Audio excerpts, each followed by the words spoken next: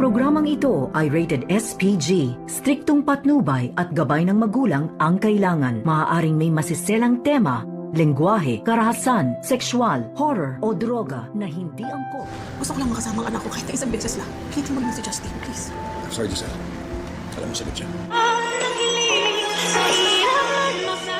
Narito na nga ang ating pagkabangan ngayong Biyernes sa abot kamay na pangarap.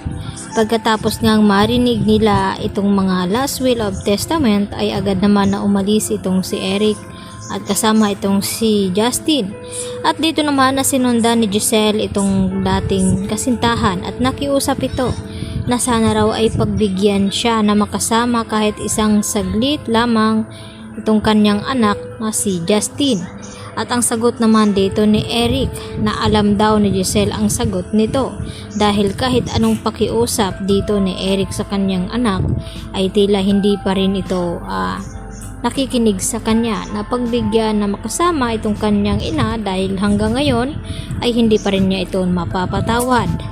At ang tanging makapagbago lamang ng isipan dito ni Justin ay walang iba kundi itong kanyang lolo Pepe. Kaya hihintayin na nga nila kung kailan nga ba magising ito. Lalo pat sinabi ni Giselle at RJ sa abogado na tanging si Don Pepe lamang ang makapagsabi na kung bakit inalis itong si Zoe sa last will of testament. Baka may mabigat daw na dahilan itong si Lolo Pepe kung bakit hindi niya na isinama ang kanyang isang apo na si Zoe sa pag-akala na anak ito ni Doc RJ Tanyag. At dito rin na binalaan ni Giselle itong si Moira na wag daw munang magpakasaya dahil once na magising daw itong kanilang ama ay sisiguraduhin daw ni Giselle na malalaman daw nila ang katotohanan kung sino ba daw ang nagpakidnap at nagtangka sa buhay ng kanilang ama.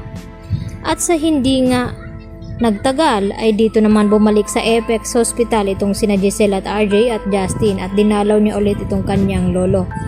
At dahil sa pakiusap ni Justin na sana raw gumising na itong kanyang lolo dahil gusto niya itong makasama sa araw ng Pasko.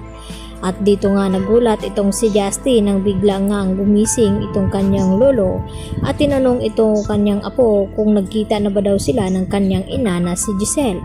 At nakiusap itong matanda na sana raw ay patawarin ni Justin ang kanyang ina dahil wala naman daw itong kasalanan na kung bakit nagawang ipamigay ni Giselle noon ang kanyang anak at ipaampon. Dahil ang dahilan pala noon ay itong si Don Pepe. At naliwanagan na nga ngayon itong si Justin. At dito na kaya mapapatawad niya ang kanyang ina sa araw ng Pasko at maipakilala na rin ni Giselle ang kanyang anak bilang co-owner ng Apex Hospital. Dahil gusto rin makabawi ni Giselle sa tagal ng panahon na hindi niya nakakasama ang kanyang anak. Samantala, gusto rin naman ng mga kaibigan dito ni Annalyn na bumalik na sa Apex.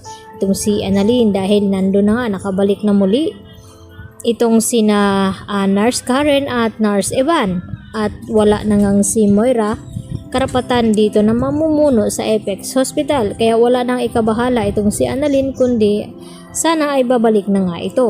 Subalit tumutol nga itong si Doc Lendon at sinabi na hindi nga raw pwede. At nagtaka itong si Annalyn sa sagot dito ni Doc Lendon na kung bakit hindi nga raw pwede. At agad naman na hindi rin makasagot itong si Doc Lendon Javier sa tanong dito ni Annalyn. At nakapagdesisyon itong sina Annalyn at Lynette na magbakasyon muna sa Japan nang sa ganon ay makalimutan ni Lynette ang mga trauma na kanyang naramdaman nung ito'y pinasok ang tahanan ni Carlos. At ganoon din ang plano nila Moira dahil sa takot na baka magising na ang matanda at masabi na kung sino nga ang may pakana ng lahat ng kanyang pagka-aksidente.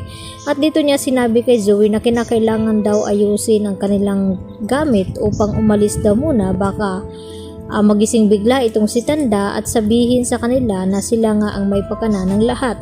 At nagulat naman itong si Zoe sa ibinalita ng kanyang ina na wala na ngang mamanahin ito dahil tinanggal na nga siya dito ni Don Pepe. Kaya yan naman ang ating pagkaabangan mamaya kung makakatakas nga ba itong sina Moira at Zoe sa kanilang ginawa dito kay Don Pepe na ngayon nga ay malapit nang malaman ang katotohanan sa nangyaring aksidente kay Lolo Pepe. Yan lang po at marami pong salamat sa inyong panunod.